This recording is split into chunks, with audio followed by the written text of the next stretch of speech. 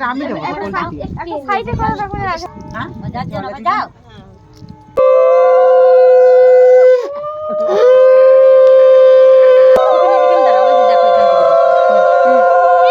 মা গঙ্গা আজ কালকে আমার ছেলের বিয়ে, তোমার নিমন্ত্রণ থাকলো, তুমি আসবে অবশ্যই। এটা দাও,